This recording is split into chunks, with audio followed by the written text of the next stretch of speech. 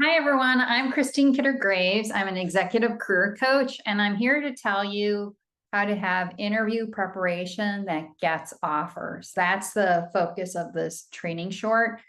And this is all to help you have better clarity and calm and confidence in your career, and especially when you're doing a career search. Okay, so I'm going to get right to it because we don't have a lot of time, and I want to be respectful of your time as well. So right away, in order to have interview preparation that works for you, that prepares you, not just to do well in the interview, but really to come across as such a good fit, they make you an offer. We need to be prepared for the interview questions, okay? But also the interview questions come from the job description or the job posting, okay? And you do need to keep in mind that those documents are not perfect. I'm sure you've seen a lot of bad job postings, right? Or they just don't give you a lot of good information. And job descriptions sometimes are not very good as well. Okay. What's the difference between the two? It's not that big of a deal. Think of a job posting almost more like a piece of marketing, because it really should attract the right people for the job. And it also should inform about the company. The job description is more almost like a compliance document. Human resources, we need to make sure that there's proper job descriptions for the different jobs within a company. So, but that's the difference between a job description and a job posting. Often I think a job posting could have more information, but it doesn't necessarily have to. But it should give you a very accurate description of the job. And again, we know that there's a lot out there that don't. So you have to start with that, but then also try to get information too before your interview. Try to get information regarding what it is that they need in order to hire someone. Like, what does the perfect candidate need to have in order to be the perfect candidate? How do they define the perfect candidate? Okay. And that will help you to be prepared for the questions that they're going to ask you. Okay. Questions fall, the big three questions that you should always be prepared for, and that other questions stem from. Number one is, tell me about yourself. Why is this the top question? It's easy, number one, for an interviewer to ask you that. And we can assess your communication skills. I would always ask that whenever I was screening someone as a recruiter. I wanted to see how their communication skills were, and basically giving you the floor to either shine or not shine. And you want to be asked this question, because this question gives you control of the interview for like 2 to 3 minutes. And if you've done the proper preparation going into that interview, then you will have a good idea of what it is that they need in order to hire you. And you can use that 2 to 3 minutes being focused, telling them what's most relevant to them on why they should hire you. Okay. You're not going to be that direct. Hey, here's what you should hire, why you should hire me. But at the same time, you want to give them the most relevant information for you. So tell me about yourself is a great question. I know it intimidates many of you, and you've got to get comfortable with that question. If you don't, it's going to make or break you. So you want to practice it and get super comfortable with it. Okay. So that's the big one out of the big three interview questions. The other big one is, and it's actually the third one down here, is why us? Why do you want to work here at our company? You've got to understand the company. Never walk into an interview without understanding that company, without researching their website, without looking at the people that they've hired there. Who are the people that have been there for a good amount of time too? And you can also look at the recent hires, because that'll give you a good idea of the recent talent that they've hired, that they've brought onto their team. Right. So it's nice to look at the recent hires and the people who've been there a long time, as well as the people on the leadership team too. Okay. So that's the second of the big three questions. why us? All right. And you need to be authentic. Don't tell them what they want to hear, because that's not authentic. I mean, really tell them the truth. Why do you want to work there? Okay. And if you can try to connect with them, that's always a good thing. Okay. In answering that question. So, all right. So again, top one is tell me about yourself. Second one is why us? And then the third thing is, I like to combine it as like, why this industry, but also too, why this particular job, you know, why, because often it happens a lot. Someone could interview for a position, interview really well, but maybe they're not the best fit for the position. However, the company liked you so much that they might even create a position for you. That's happened a lot in my prior HR career. So that is definitely something to keep in mind. That's why it's even more important about the company and the industry. Why do you like the industry? And then why the job? Because every job has things that it's a job. Think of it as every role, every headcount at a company.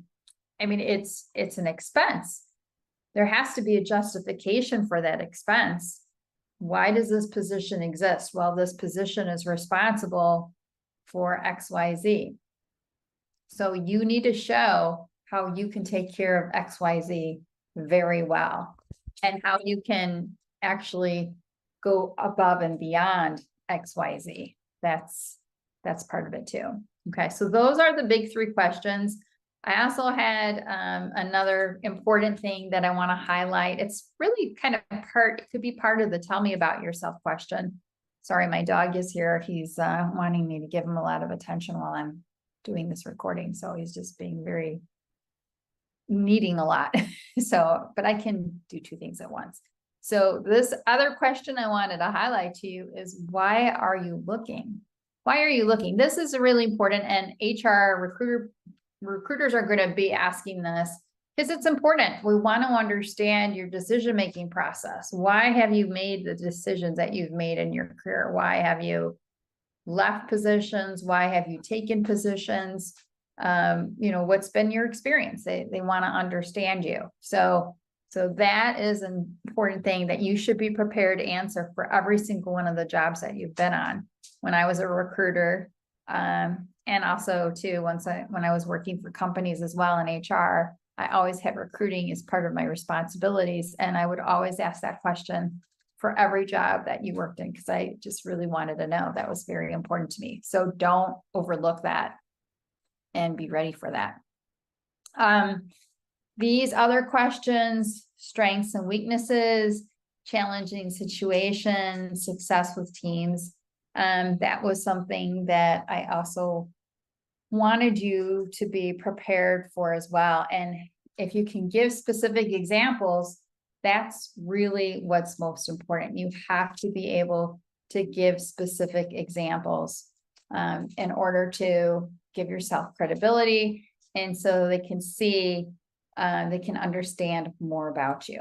Okay, so that's really important as well. So wanted to highlight those things for you because that is important. Okay. I'm also going to talk about, I did a post today, and I'm going to just touch upon this, and we'll put the post in the comments too for this training so you can access this. But it's really important for you to have your own interview preparation process. And there's basically 5 things that I want you to keep in mind for that process, what your process should have. Okay. And the first thing, and I use the analogy in the post that I wrote, I use the analogy, if you've ever played golf, think about playing a round of golf. Okay. And even if you don't play golf, maybe you've been a baseball player, think of it that way, any athlete. Okay. So just try to adopt that athlete's mindset. Okay. So when you're playing golf, it's important. I really feel it's important for you to not to try to clobber the golf ball when you go to swing at it. Okay. You want to have a smooth swing. All right. You don't want to, if you clobber it or try to clobber it, you might hit it out of bounds, which is not a great way to start. Okay. So the same thing when you're approaching this interview, I want you to do your best, but don't try to be a perfectionist. Okay. Because perfection is a myth. It doesn't work. And just focus on doing the best that you can. All right. And don't stress yourself out with perfectionism, because that does not work. Okay. So that's one thing. Number two, I want you to take care of yourself physically. Make sure, so like when you're an athlete, you need to stretch before you play the game. You need to warm up before exercise. It's the same thing with your interview preparation. You need to take care of yourself. So get proper sleep, drink enough water, drink good food, and do what helps yourself, even with like dressing for the interview. A lot of interviews now are on Zoom. Well, still dress so you feel good. Okay. And make sure that, you're positioned well in front of your computer, your Wi-Fi is working, you've got good lighting, you have what you need. You have your glass of water, you have this, you have that, you're super comfortable. Set yourself up for success. So that is important as well. I wanted to cover that. Hold on just a second here. I have a little technical thing here I have to check. Oh, no, my screen share is not. Hold on. Why did hold on. Okay, sorry about that. I had to check that little technical issue. Okay, so onward.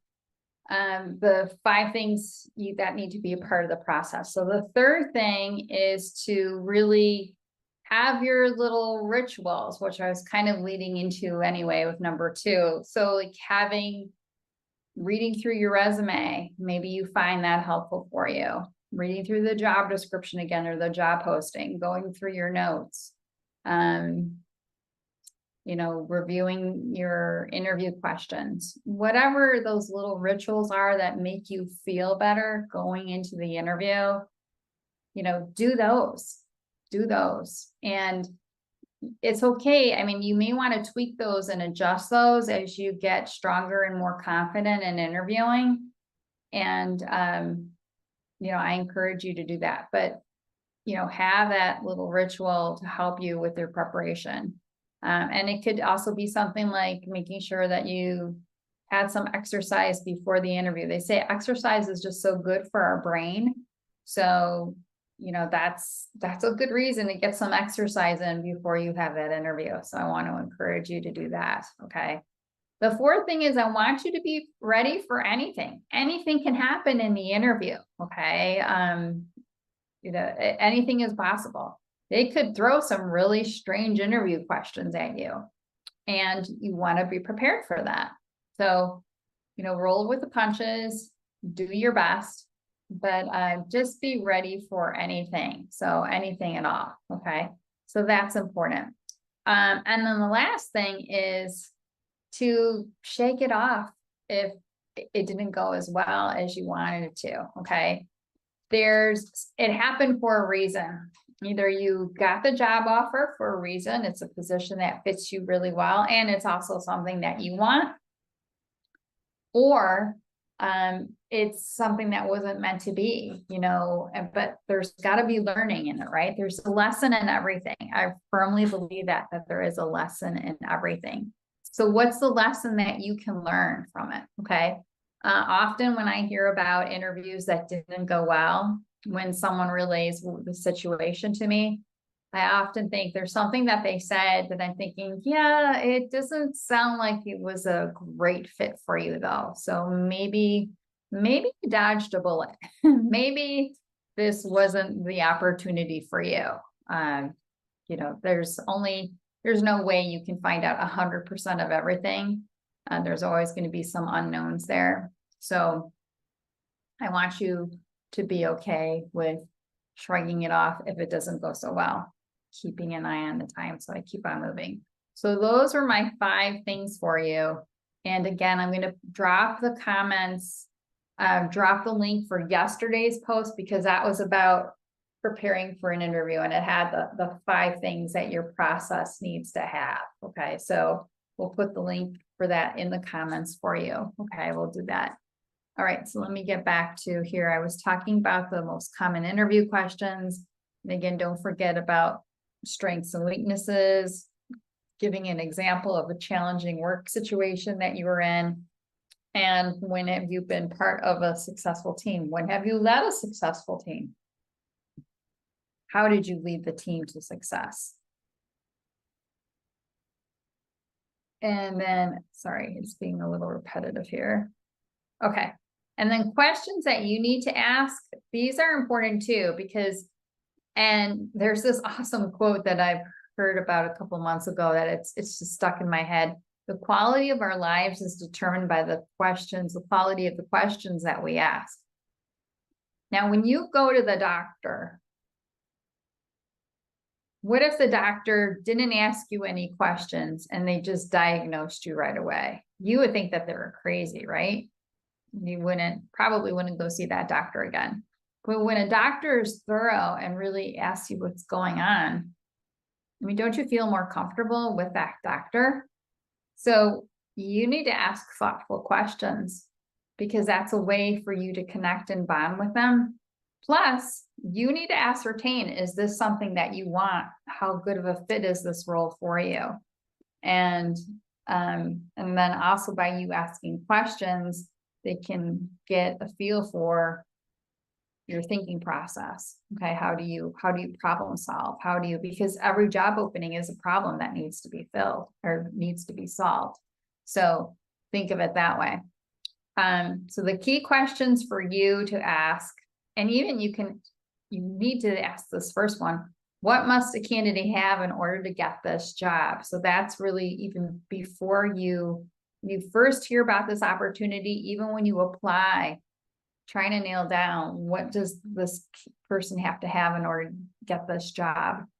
Asking about the biggest problem for you to solve in this role.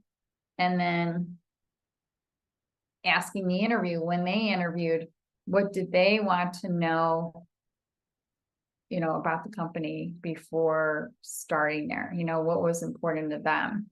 And, what would they would have liked to have known, rather. I think I should have phrased that. I think that's a little confusing.